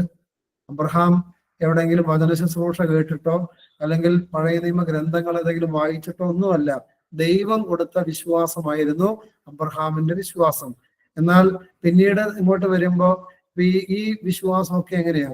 യേശു വചന ശുശ്രൂഷ നടത്തിയപ്പോൾ അതിൽ കേട്ട് വിശ്വസിച്ച വ്യക്തികളാണ്. അതുകൊണ്ട് വിശ്വാസം വർദ്ധിക്കാനുള്ള 2 മാർഗം: 1 ദൈവത്തോട് പ്രാർത്ഥിക്കുക, 2 റോമർ 10:17 വിശ്വാസം കേൾവിയാലും കേൾവി ക്രിസ്തുവിന്റെ വചനത്താലും വരുന്നു. യേശുവിന്റെ വചനം നന്നായിട്ട് വായിക്കുകയും അതിനെപ്പറ്റി കേൾക്കുകയും ധ്യാനിക്കുകയും ചെയ്യുമ്പോൾ എന്ത് വരും? വിശ്വാസം വരും. അതുകൊണ്ട് പ്രിയപ്പെട്ടവരെ, നല്ല വിശ്വാസികളായി തീരാൻ നമ്മൾ പ്രത്യേകം പരിശ്രമിക്കണം. പ്രത്യേകിച്ച് അന്ത്യകാലഘട്ടത്തെ പറ്റി ഉള്ള പ്രവചനങ്ങളിൽ, സുവിശേഷങ്ങളിലുള്ള യേശുവിന്റെ പ്രവചനങ്ങളിലെല്ലാം പറയുന്ന ഒരു കാര്യമുണ്ട്. അന്ത്യകാലഘട്ടത്തിൽ വലിയ വിശ്വാസത്യാഗം ഉണ്ടാകും. അതായത് ചിലപ്പോൾ അച്ഛന്മാര് വിശ്വാസം ഉപേക്ഷിച്ച് പോകും, മെത്രാപ്പോലീത്തമാര് വിശ്വാസം ഉപേക്ഷിച്ച് പോകും, അല്ലെങ്കിൽ വലിയ പ്രാർത്ഥനാ തീക്ഷ്ണതയുള്ളവരൊക്കെ വിശ്വാസം ഉപേക്ഷിച്ച് പോകുമെന്ന് വചനം വളരെ വ്യക്തമായിട്ട് പഠിപ്പിക്കുന്നുണ്ട്. അതുകൊണ്ട് പ്രിയപ്പെട്ടവരെ, നന്നായിട്ട് ഈ കാലയളവിൽ നമ്മൾ നന്നായിട്ട് പ്രാർത്ഥിക്കേണ്ട, ദൈവമേ, ഞങ്ങളുടെ വിശ്വാസം വർദ്ധിപ്പിച്ച് തന്ന് ആ വിശ്വാസത്തിൽ എപ്പോഴും നിലനിർത്തി തരണമേ എന്ന് പ്രാർത്ഥിക്കാനായിട്ട് പ്രത്യേകം ശ്രദ്ധിക്കണമേ. അടുത്തതായി 40-ാം സങ്കീർത്തനം. 40-ാം സങ്കീർത്തനത്തിന്റെ 1ഉം 2ഉം വാക്യങ്ങൾ വായിക്കാമോ? 40-ാം സങ്കീർത്തനം. ഞാൻ യഹോവയ്ക്കായി കാത്തുകാത്തിരുന്നു, അവൻ എങ്കിലേക്ക് ചാഞ്ഞ് എന്റെ നിലവിളി കേട്ടു. നാശകരമായ കുഴിയിൽ നിന്നും കുഴഞ്ഞ ചേറ്റിൽ നിന്നും അവൻ എന്നെ കയറ്റി. എന്റെ കാലുകളെ ഒരു പാറമേൽ നിർത്തി എന്റെ ഗമനത്തെ സ്ഥിരമാക്കി. ഒരു വാക്യം കൂടെ വായിച്ചു. അവൻ എന്റെ വായിൽ പുതിയൊരു പാട്ട് തന്നു. നമ്മുടെ ദൈവത്തിന് സ്തുതി തന്നെ. പലരും അത് കണ്ടു ഭയപ്പെട്ട് യഹോവയിൽ ആശ്രയിക്കും. മതി. അതായത് ദാവീദിന്റെ സങ്കീർത്തനം എന്നതിന്റെ ഹെഡിങ് ഉണ്ട്. അതുകൊണ്ട് ദാവീദ് തന്നെ എഴുതിയതാണെന്ന് നമുക്ക് വിശ്വസിക്കാം. ഞാൻ യഹോവയ്ക്കായി കാത്തിരുന്നു, അവൻ എങ്കിലേക്ക് ചാഞ്ഞ് എന്റെ നിലവിളി കേട്ടു. നേരത്തെ നിലവിളിയെ പറ്റി പറഞ്ഞല്ലോ. പ്രിയപ്പെട്ടവരെ, ഏത് സാഹചര്യത്തിൽ കിടക്കുന്നവനാണെങ്കിലും ദൈവത്തോട് നിലവിളിച്ച് കാത്തിരുന്ന് പ്രാർത്ഥിച്ചാൽ അവന്റെ നിലവിളിക്ക് ദൈവം ചെവി തരുമെന്ന് ഈ വേദപുസ്തകത്തിൽ പലയിടങ്ങളിൽ ദൈവം എഴുതി വെക്കുന്നുണ്ട്.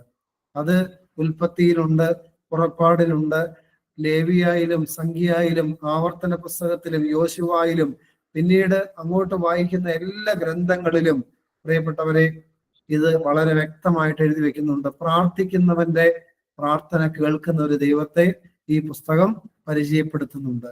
പ്രത്യേകിച്ച് നൊമ്പരങ്ങളിലൂടെ, വേദനകളിലൂടെ, വലിയ സഹനങ്ങളിലൂടെ കടന്നു പോകുന്നവന്റെ നിലവിളിക്ക് ദൈവം ചെവി കൊടുക്കാതിരിക്കുകയില്ല. പക്ഷെ അതിനെന്ത് വേണം? കുറച്ച് കാത്തിരിക്കാനുള്ള ഒരു സഹിഷ്ണുത വേണം. വിളിക്കുമ്പോൾ തന്നെ ഉത്തരം തരണമെന്ന് യാതൊരു നിർബന്ധവും ഇല്ല. ഉണ്ടോ?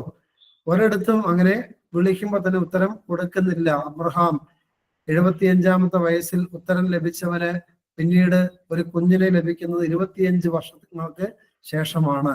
ഹന്ന എന്ന് പറയുന്ന സ്ത്രീയുടെ നിരന്തരമായ കണ്ണുനീരും പ്രാർത്ഥനയ്ക്കും ഉത്തരം ലഭിക്കുന്നത് പിന്നീട് അനേക വർഷങ്ങൾക്ക് ശേഷം ശമൂവേൽ എന്ന കുഞ്ഞിനെ ദൈവം കൊടുക്കുന്നതിലൂടെയാണ്. അതുകൊണ്ട് ഒത്തിരി കാത്തിരിപ്പും അതുപോലെ സഹിഷ്ണുതയൊക്കെ ദൈവം നമ്മളിൽ നിന്ന് ആവശ്യപ്പെടുന്നുണ്ട്. അതുകൊണ്ട് പ്രിയപ്പെട്ടവരെ, യഹോവയ്ക്കായി കാത്തിരുന്നു എന്നാണ് എഴുതി വെച്ചിരിക്കുന്നത്. വെറുതെ ഇരിക്കുകയല്ല, കാത്ത് ഇരുന്നു. അതുകൊണ്ടാണ് അന്വേഷിക്കുകയും നിങ്ങൾ കണ്ടെത്തും, മുട്ടുകയും നിങ്ങൾക്ക് തുറക്കപ്പെടും, അതുപോലെ യാചിപ്പിൻ നിങ്ങൾക്ക് ലഭിക്കും. യാചിച്ചു കൊണ്ടേയിരിപ്പിൻ, അന്വേഷിച്ചു കൊണ്ടേയിരിപ്പിൻ, മുട്ടിക്കൊണ്ടേയിരിപ്പിൻ, നിങ്ങൾക്ക് ദൈവത്തെ കണ്ടെത്താനായിട്ട് സാധിക്കും. എന്നിട്ട് അദ്ദേഹം രക്ഷപ്പെടുന്ന ആ ഒരു അവസ്ഥയുടെ കാഠിന്യം എത്ര വലുതാണെന്ന് അദ്ദേഹം പറയുന്നുണ്ട്. 2-ാമത്തെ വാക്യം, നാശകരമായ കുഴിയിൽ നിന്നും കുഴഞ്ഞ ചേറ്റിൽ നിന്നും അവൻ എന്നെ കയറ്റി, എന്റെ കാലുകളെ ഒരു പാറമേൽ നിർത്തി. അപ്പോ ഏതൊരവസ്ഥയിലാണ്? അപ്പൊ ചിലപ്പോൾ ഒരുപക്ഷെ രോഗപീഠകളിലൂടെ ആയിരിക്കാം, അല്ലെങ്കിൽ വേറെ എന്തെങ്കിലും പ്രയാസങ്ങളിലൂടെ ആയിരിക്കാം. ദാവീദിന്റെ ജീവിതത്തിൽ എന്നും സഹനങ്ങൾ ഏറെ ഉണ്ടായിരുന്നു. അത് ശൗലിലൂടെ ഉണ്ടായിരുന്നു, തന്റെ മകൻ അബ്ശാലോമിലൂടെ ഉണ്ടായിരുന്നു, പിന്നീട് അല്ലാത്ത സാഹചര്യങ്ങളിലൂടെ ഒക്കെ കടന്നു പോകുമ്പോൾ അദ്ദേഹത്തിന് ഒത്തിരി സഹനങ്ങൾ ഉണ്ടായിരുന്നു. ഇതിലേതെങ്കിലും ഒരു സഹനത്തിൽ ഇനി രക്ഷയില്ല എന്ന് സമൂഹം പറയുന്ന രീതിയിൽ, ദാവീദിന് ഇനി രക്ഷയില്ല എന്ന് പറയുന്ന രീതിയിലുള്ള ഏതോ ഒരു അപകട സന്ധിയിൽ കിടക്കുമ്പോഴാണ് ഈ മനുഷ്യൻ ദൈവത്തോട് പ്രാർത്ഥിച്ച് നിലവിളിച്ചു കഴിയുമ്പോൾ ദൈവം അദ്ദേഹത്തെ രക്ഷിക്കുന്നത്. എങ്ങനെയാണ്? നാശകരമായ കുഴിയിൽ നിന്നും. നാശകരമായ കുഴി എന്ന് പറഞ്ഞാൽ ആ കുഴിയിൽപ്പെട്ട നശിക്കുകയല്ലാതെ വേറെ രക്ഷയില്ല പ്രിയപ്പെട്ടവരെ. പക്ഷെ ദൈവത്തോട് നിലവിളിച്ചു കൊണ്ടിരുന്നപ്പോ എന്ത് സംഭവിച്ചു? സിംഹക്കുഴിയിലേക്ക് തള്ളപ്പെട്ട ദാനിയേലിനെ എന്താണ് ദൈവം എങ്ങനെ അവിടെ ഇറങ്ങി വന്ന് സിംഹങ്ങളുടെ വായ അടച്ച് രക്ഷിച്ചു. അത് നാശകരമായ കുഴിയായിരുന്നു. വീണാൽ താഴെ എത്തുമ്പോ തന്നെ എന്ത് സംഭവിച്ചേനെ? അവിടെ സിംഹങ്ങൾ വന്ന് കടിച്ചു കയറി കൊന്നു കളഞ്ഞേനെ. പക്ഷെ നാശകരമായ കുഴിയിൽ വീഴുമ്പോ ദാനിയേല് ദൈവത്തോട് നിലവിളിച്ചു. അതുകൊണ്ട് ദൈവം തന്റെ ദൂതന്മാരെ അയച്ച് ആ സിംഹങ്ങളുടെ വായ അടച്ചു കളയുകയാണ്. അതുകൊണ്ട് ഇവിടെ ദാവീദിന്റെ ജീവിതത്തെ അതുപോലെ തന്നെ ദൈവം സംരക്ഷിക്കുന്നു. പിന്നെ കുഴഞ്ഞ ചേറ്റിൽ നിന്നും അവൻ എന്നെ കയറ്റി. കുഴഞ്ഞ ചേറ്റ് എന്ന് പറഞ്ഞാൽ ചെളിയൊക്കെ ആണെങ്കിൽ എങ്ങനെയെങ്കിലുമൊക്കെ നമ്മുടെ ചെറിയ തരത്തിലുള്ള ചെളിയൊക്കെ ആണെങ്കിൽ എങ്ങനെയെങ്കിലുമൊക്കെ കയറിപ്പോരാ. എന്നാൽ കുഴഞ്ഞു കിടക്കുന്ന ചെളിയാണെങ്കിലോ, ഭയങ്കര കട്ടിയുള്ള ചെളിയാണെങ്കിൽ, അതായത് ചതുപ്പ് നിലങ്ങളിൽ പോയി പെട്ടാൽ പിന്നീട് കയറി വരാനായിട്ട് പറ്റില്ല. പിന്നീട് പരസഹായമില്ലാതെ കയറാനായിട്ട് പറ്റില്ല, ആരെങ്കിലും വലിച്ചു കയറ്റണം. അതുകൊണ്ട് അദ്ദേഹം അതുപോലെയുള്ള ഒരു സാഹചര്യത്തിലായിരുന്നു എന്ന് അദ്ദേഹം പറയുകയാണ്. നാശകരമായ കുഴിയിൽ നിന്നും കുഴഞ്ഞ ചേറ്റിൽ നിന്നും അവൻ എന്നെ കയറ്റി. പിന്നീട് എവിടെ നിർത്തുന്നത്? എൻ്റെ കാലുകളെ ഒരു പാറമേൽ നിർത്തി. ഈ പാറയെ പറ്റി പുതിയ നിയമത്തിലേക്ക് വരുമ്പോൾ ഈ പാറ ആരാണ്? യേശുവാണ്. പിന്നീട് മറ്റൊരു വ്യാഖ്യാനം കൊടുക്കുകയാണെങ്കിൽ ഈ പാറ എന്താണ്?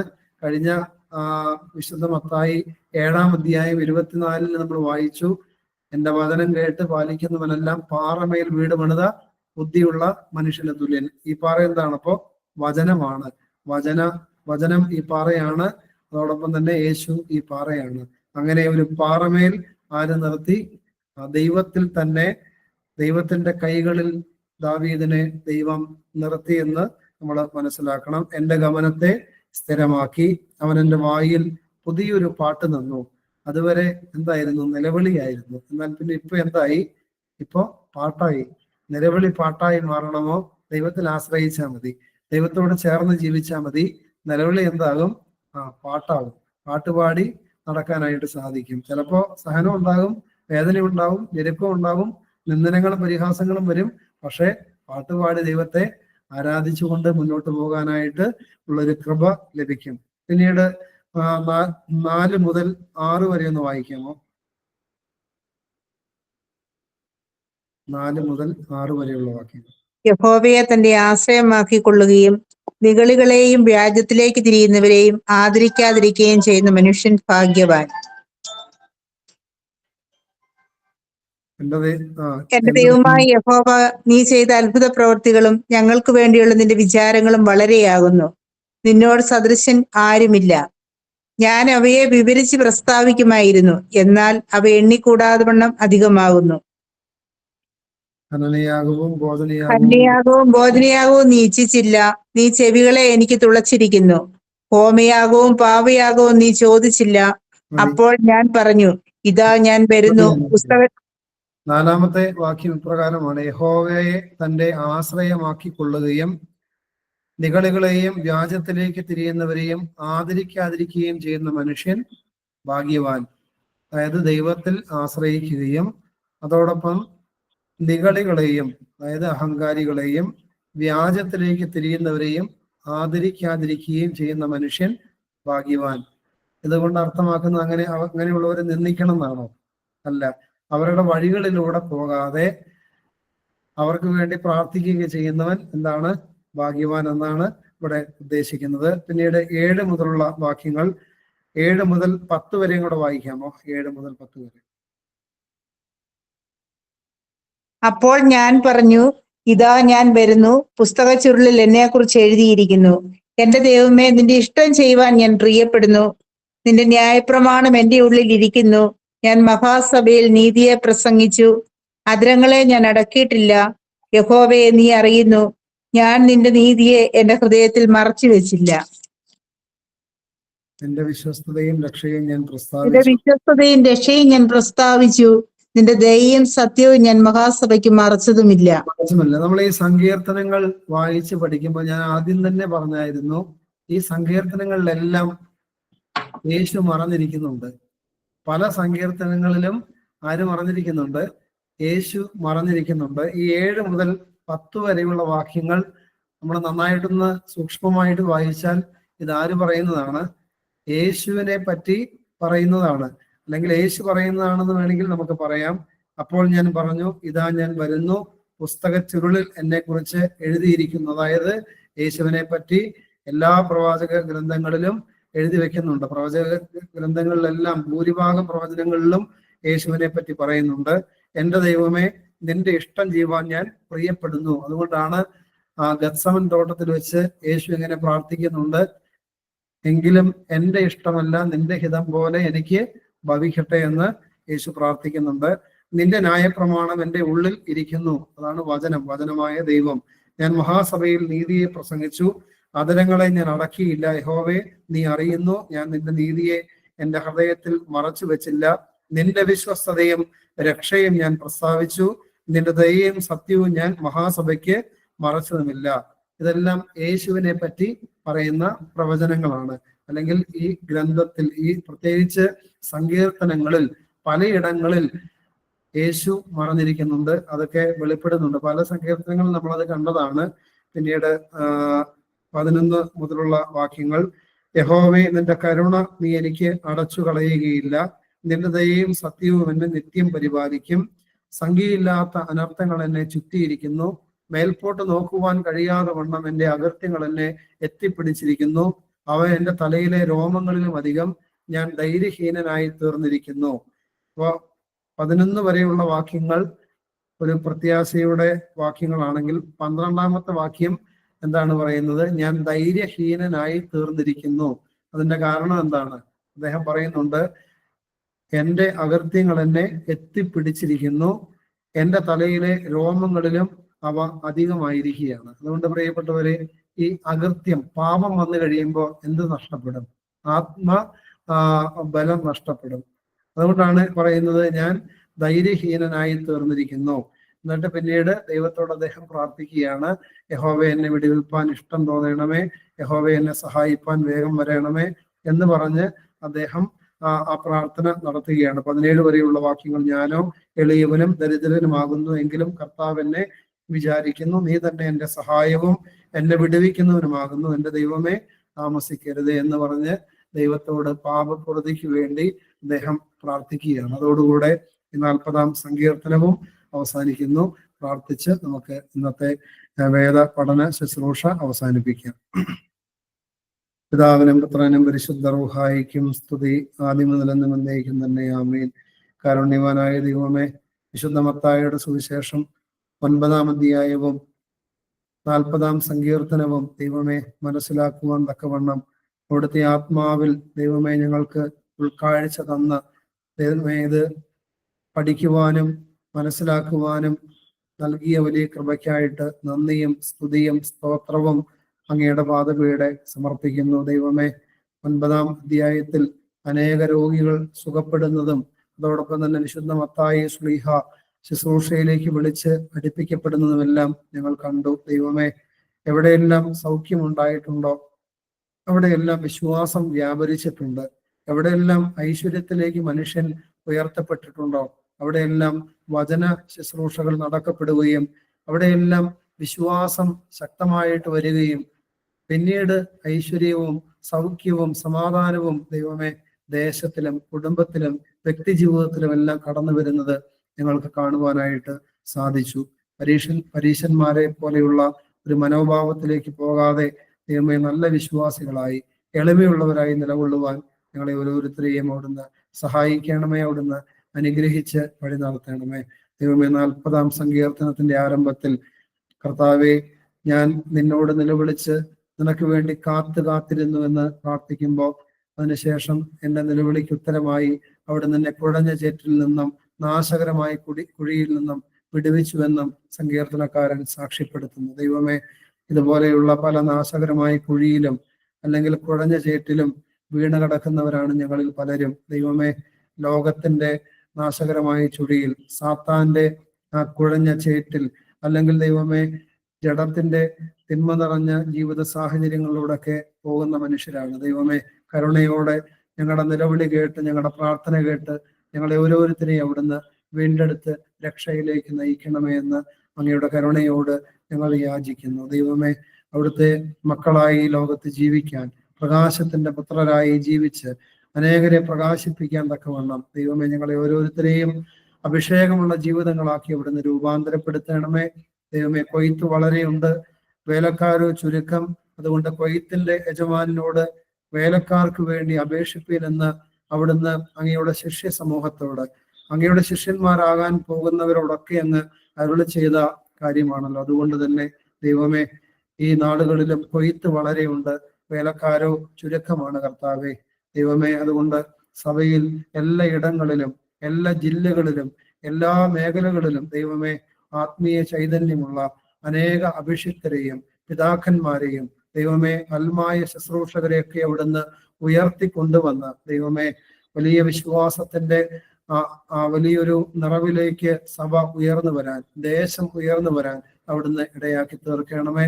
ദൈവമേ, മോശയെ അവിടുന്ന് അയക്കുന്നത് ഇസ്രായേൽ ജനത്തിന്റെ നിലവിളി കേട്ടിട്ടാണല്ലോ. അതുകൊണ്ട് ഈ നാടുകളിൽ ഞങ്ങളുടെ യാതനകൾ സ്വീകരിച്ച് അനേക അഭിഷിക്തരെ അവിടുന്ന് എഴുന്നേൽപ്പിക്കണമേ എന്ന് അങ്ങയോട് പ്രാർത്ഥിക്കുന്നു. അവിടുത്തെ വലിയ കൃപയാൽ ഞങ്ങളെ ഓരോരുത്തരെയും അവിടുന്ന് അനുഗ്രഹിക്കണമേ. രോഗികളെ സൗഖ്യത്തിലേക്ക് നയിക്കണമേ. പലവിധ പ്രയാസങ്ങളിലൂടെ കടന്നു പോകുന്നവരെ ദൈവമേ, അവരുടെ പ്രയാസങ്ങളുടെ മധ്യേ അവിടുന്ന് പുതിയ വഴികൾ തുറന്നു കൊടുത്തവരെ അനുഗ്രഹിക്കണമേ. ദൈവമേ, മാനസികമായ ഞെരുക്കങ്ങളിലൂടെ ദുഃഖങ്ങളിലൂടെ കടന്നു പോകുന്നവർക്ക് ദൈവമേ ആശ്വാസം കൊടുത്ത് സഹായിക്കണമേ. ആത്മഹത്യ ചിന്തയോടുകൂടെ നടക്കുന്ന അനേക മനുഷ്യരുണ്ട്. ആ ചിന്തയെ മറികടക്കാനുള്ള കൃപ അവിടുന്ന് കൊടുക്കണമേ. കടബാധ്യതയിലൂടെ കടന്നു പോകുന്ന അനേക മനുഷ്യർ ദൈവമേ ഒരു വലിയ വേദനയിലായിരിക്കുന്നു. ദൈവമേ, കടബാധ്യതകളിൽ നിന്ന് മോചിപ്പിച്ച് ദൈവമേ സമൃദ്ധിയും സന്തോഷവും കൊടുത്ത് അനുഗ്രഹിക്കണമേ. കർത്താവെ, പഠിക്കുന്ന മക്കൾക്ക് പഠിക്കാനുള്ള വിവേകവും ജ്ഞാനവും അറിവും അവിടുന്ന് പകർന്നു കൊടുക്കണമേ. യുവതി യുവാക്കന്മാരെ എല്ലാം അനുഗ്രഹിച്ച് ദൈവഭയമുള്ളവരാക്കി യുവത്വത്തിൽ തന്നെ അങ്ങയെ അറിയുന്നവരാക്കി അവിടുന്ന് രൂപാന്തരപ്പെടുത്തണമേ. വാർദ്ധക്യത്തിലായിരിക്കുന്ന മാതാപിതാക്കളെ ദൈവമേ അവിടുന്ന് ബലപ്പെടുത്തുകയും താങ്ങി വഴി നടത്തുകയും അപകടങ്ങളിൽ നിന്ന് അനർത്ഥങ്ങൾ സംരക്ഷിക്കുകയും ചെയ്യണമേ. അടിയങ്ങളുടെ ഇടവകയെയും ഇടവകയിൽ എല്ലാ കുടുംബങ്ങളെയും അനുഗ്രഹിക്കണമേ. ഇടവക മെത്രാപ്പോലിത്ത പപ്പോമിയസ് തിരുമേനിയെയും അതുപോലെ മറ്റ് മെത്രാപ്പോലിത്തമാരെയും പരിശുദ്ധ ഭാവാതിരുമേനിയെയും അവിടുന്ന് അനുഗ്രഹിക്കുകയും കൃപകൾ കൊണ്ട് നിറയ്ക്കുകയും കാലഘട്ടത്തിന് ആവശ്യമായ വലിയ ആത്മനിറവിലേക്ക് നയിക്കുകയും ചെയ്യണമേ. ദൈവമേ, ഞങ്ങൾ വാങ്ങിപ്പോയ എല്ലാ പൂർവികരെയും അബ്രഹാമി ഭവനങ്ങൾ പാർപ്പിച്ച് ആശ്വസിപ്പിക്കണമേ. അതായത് പിതാവിന്റെയും പുത്രന്റെയും ജീവനുള്ള പരിശുദ്ധ റൂഹായുടെയും നാമമഹത്വത്തിനായിട്ട് തന്നെ ആമേൻ. എല്ലാവർക്കും ഒരു നല്ല ശുഭരാത്രി നേരുന്നു. ദൈവം എല്ലാവരെയും അനുഗ്രഹിക്കട്ടെ.